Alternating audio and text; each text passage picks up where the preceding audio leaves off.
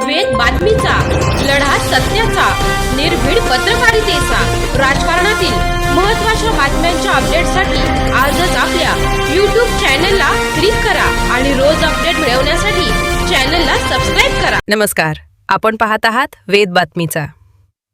अल्पवयीन मुलीस पळवून नेऊन अत्याचार केल्याने सोनू उर्फ जयप्रकाश अशोक बेग याच्या विरुद्ध दाखल गुन्ह्यात न्यायालयाच्या आदेशाने पोक्सो कायद्याप्रमाणे कलमात वाढ केली आहे. संघटित गुन्हेगारीवर श्रीरामपूर शहर पोलिसांची धडक कारवाई सुरू.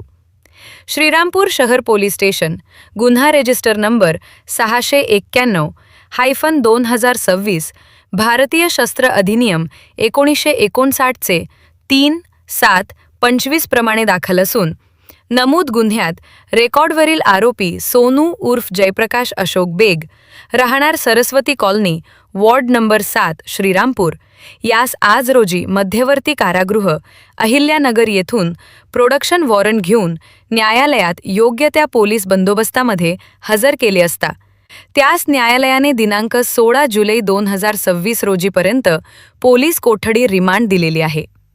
गुन्ह्याचा पुढील तपास PSI बहिर हे करीत आहेत.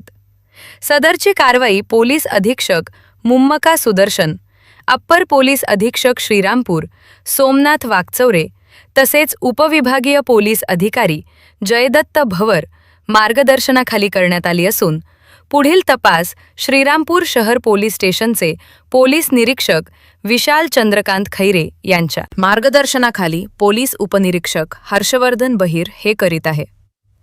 सदर प्रकरणात माननीय न्यायालयाने दिनांक 15 जुलै 2026 रोजीच्या फिर्यादीमध्ये तक्रारदार यांनी त्यांची अल्पवयीन पीडित मुलीस कोणीतरी अज्ञात इसमाने कशाचे तरी आमिष दाखवून तिला फूस लावून त्याचे राहते घरातून पळून नेले असल्याबाबत तक्रार दिल्याने श्रीरामपूर शहर पोलीस स्टेशन गुन्हा 697/2026 भारतीय न्यायसंहिता कलम 137(2) प्रमाणे दिनांक 15 जुलै 2026 रोजी गुन्हा दाखल करण्यात आला आहे. सदर गुन्ह्याच्या तपासामध्ये निष्पन्न झाले की श्रीरामपूर शहर पोलीस स्टेशन गुन्हा 691/2026 भारतीय हत्यार कायदा कलम 3-7-25-6-7 प्रमाणे दाखल गुन्ह्यात अटक असलेला आरोपी नामे सोनू उर्फ जयप्रकाश अशोक बेग वय 40 वर्ष राहणार Saraswati colony ward number 7 Shrirampur याने वरील अल्पवयीन पीडित मुलीस लग्नाचे आमिष दाखवून राहते घरातून पळवून घेऊन गेला आहे व ती अल्पवयीन असल्याचे माहिती असून सुद्धा तिच्याशी बळजबरीने लग्न करून तिच्याशी वारंवार लॅगिंग संबंध प्रस्थापित करून तिला गर्भवती केले आहे असे निष्पन्न झाल्याने सदर गुन्ह्यात भारतीय न्यायसंहिता कलम वाढवण्यात आले आहे. सहबालकांचे लैंगिक अपराधांपासून संरक्षण अधिनियमचे कलम 4-6 प्रमाणे कलम वाढ करण्यात आली असून माननीय न्यायालयास